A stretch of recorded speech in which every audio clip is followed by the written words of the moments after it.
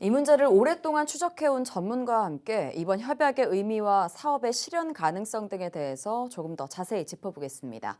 스튜디오에 전주시민회 이문옥 사무국장 나와 있습니다. 국장님 시간 내주셔서 고맙습니다. 예, 안녕하세요. 네, 국장님께서 이 사안으로 출연하실 때마다 예, 저희가 시청자들께 확인시켜 드리는 게 예, 좀 있는데요. 이 사업에서 자주 등장하는 브릿지론, 이 PF 대출과 같은 기업 대출과 관련한 일을 예, 좀 하셨던 경험이 있으시죠? 예, 저는 그 보험회사하고 리스사에서 기업 대출을 담당했었고요. 채권 추심을 담당했었습니다. 네네. 앞서 저희가 리포트에서도 소개했습니다만 사업 추진 7년만, 또 예, 사업 계획서를 제출한 지 16개월 만에 전주시와 사업 시행사 측이 협약을 맺은 겁니다. 예, 그런데 바로 이날 협약식에 아주 특별한 게스트가 있었는데요. 예, 바로 대주단 예, 대표 금융주관사인 미래에셋증권 관계자가 예, 협약식에 참여한 겁니다. 먼저 대주단 관계자가 협약식에 참석한 의미 어떻게 보십니까? 예, 그 미래에셋증권의 IB2 부문 부문장인 주용국 부사장이 방문을 했었거든요. 채권단 입장에서는 지금 현재 전주 대한방직 부지의 가장 관건은 땅 용도 변경입니다. 땅 용도 변경을 통해서 이제 땅의 가치를 높이는 거인데요. 그 채권단 입장에서는 1월 30일까지 그 자광 대한방직 부지에 기한이익 상실 사유가 발생했고 그 치유 기간 중입니다. 과연 채권을 회수하려면은 그 땅 용도 변경이 되면은 회수에 아주 유리하기 때문에 현장 방문을 한 것으로 생각을 합니다. 네, 그러면 이 주용국 대표가 기자들과 나눈 인터뷰 내용을 국장님과 좀 예, 하나하나 분석해 보겠습니다. 먼저 국내외 금융시장이 좀 불안한 것에 대해서 예, 어려움은 없는지 이런 질문에 브릿지론에 대한 금융당국의 생각을 예, 먼저 언급했는데요. 한번 들어보시죠. 예, 지금 저희가 이 자금 지원을 한 지가 지금 3년이 넘어가고 있습니다. 그런데 금융당국 금융기관 정부에서 생각하는 게 이제 브릿지론에 대한 포지션이 상당히 약화돼 있는 상황이고 그거를 이제 저희가 뭐 헤쳐 나가야 될 부분이라서 그 부분이 가장 어렵다고 생각을 하고 있고요. 네, 자금을 지원한 지 예, 3년이 넘어간다. 예, 또 정부가 브릿지론에 대한 포지션이 약화돼 있다. 예. 이건 어떤 의미일까요? 좀 해석해 주신다면요. 그러니까 이제 그 대한방직 부지 대출이 2017년부터 시작돼서 7년째거든요. 초기에 대출을 할 때는 땅의 담보 가치가 있어서 그 대출이 별 문제가 없었을 텐데 그 이후에 계속 자광이 이자부터 시작해서 회사 운영비까지 다 땅을 담보로 계속 대출을 받았거든요.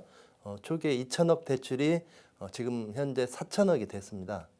그러면서 이제 땅의 담보 가치가 떨어지니까 주관사인 미래에셋이라든지 한국투자에서 한 3년 전부터 보증을 섰던 걸로 생각이 되고요.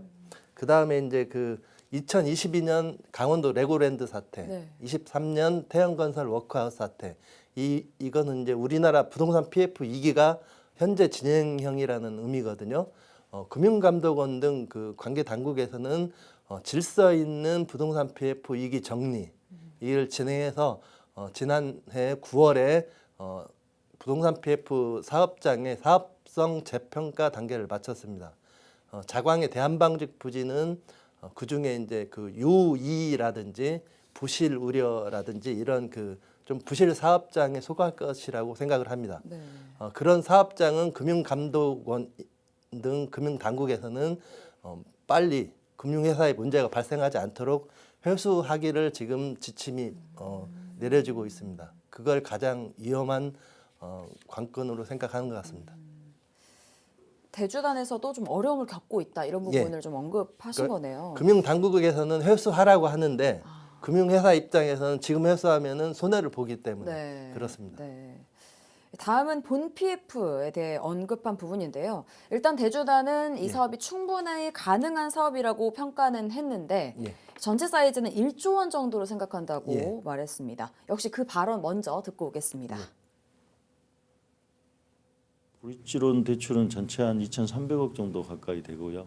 그다음에 본 PF를 진행하면 저희가 이제 어떤 구조에서 이걸 진행을 할지를 고민을 하고 있는데 전체 사이즈는 한 1조 정도 예상을 하고 있습니다.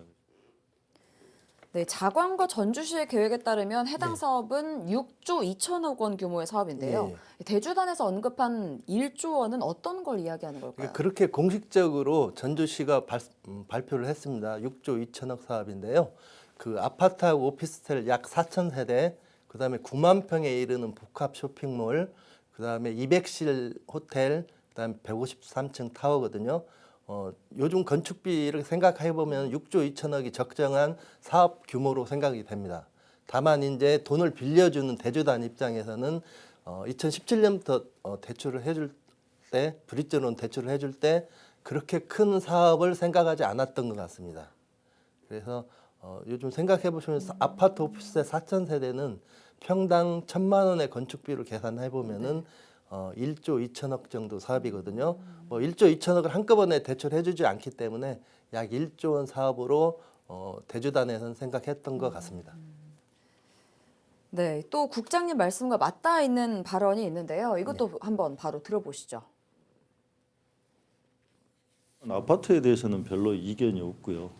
대신에 이제 문제는 이제 상업시설하고 뭐 이 관광타워, 호텔 이 부분에 대한 포지션을 어떻게 이 메이크업해 나갈 것인가가 가장 관건인 것 같습니다. 그래서 그 부분에 대해서 일단 뭐 제일 중요한 거는 아파트에 이제 분양 받은 사람이 중요하겠지만 운영시설은 어떤 주체가 들어와서 운영하느냐가 이제 대주단에서는 가장 중요한 관건이고. 네, 국장님께서도 아파트, 즉 주거시설의 경우는 분명한 수익성이 있기 때문에 대출에 문제가 없을 것이다. 하지만 상업시설에 대한 본 PF가 가능할지가 의문이다. 이런 문제를 꾸준히 제기해 오셨는데 비슷한 지적 같습니다. 예, 그렇습니다. 그 본 PF를 할 때는 금융회사에서 철저하게 사업성 계산을 해야 됩니다.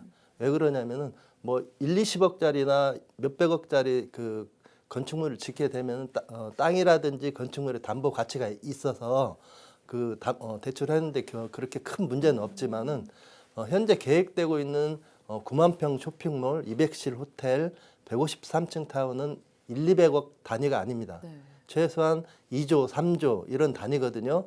이런 큰 건축물을 지을 때는 미리 아파트 선분양 같이 이걸 건축물 짓자마자 매수할 그 주체, 회사, 그다음에 매수할 여력이 없으면은 장기 20년, 30년 운영을 하면서 이자를 납부할, 그러니까 그 수수료죠. 부동산 그 수수료를 낼 수 있는 그런 업체를 미리 선정해서 그 업체와 계약을 맺고 그 계약에 근거해서 건축물 2조, 3조짜리를 짓게 됩니다.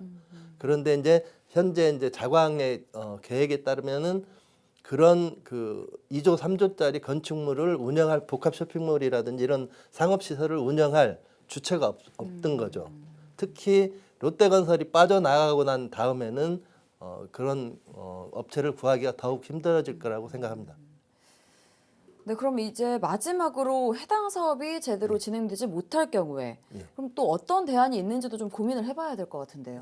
그 2017년, 2018년부터 전주시민회에서 계속 전주시라든지 전라북도에 말씀을 드린 대안이 있습니다. 공공개발인데요. 자광의 대한방직부지는 1월 말까지 계안의 이익 상실, 일종의 부도 사유거든요. 치유 기간입니다. 이 기간까지 또 건설사, 그러니까 시공사 보증 설 수 있는 6조 2천억의 사업을 보증 설 수 있는 시공사를 구하지 못하면은 또 전주 시민들이나 전라도민들은 한숨을 쉴 수밖에 없는 상황이거든요. 그러니까 전주시나 전라도에서는 이 땅이 이제 경매나 공매가 나오게 되면은 적절한 가격에 자광도 손해가 덜하고 이런 돈 빌려준 대주단도 손해가 덜하게 되는 방법을 통해 가지고 개발 계획을 세워서 그 개발을 실행하게 되면은 지역 경제도 활성화되고 우리나라 금융에 피해도 덜 주게 되는 그런 대안을 생각하셨으면 좋겠습니다. 공공개발로 전환하는 게 대안이 될 수 있다. 이런 말씀까지 충분히 가능합니다. 주셨습니다. 네, 오늘 여기까지 듣겠습니다. 지금까지 전주시민회 이문옥 사무국장이었습니다. 오늘 말씀 고맙습니다. 고맙습니다.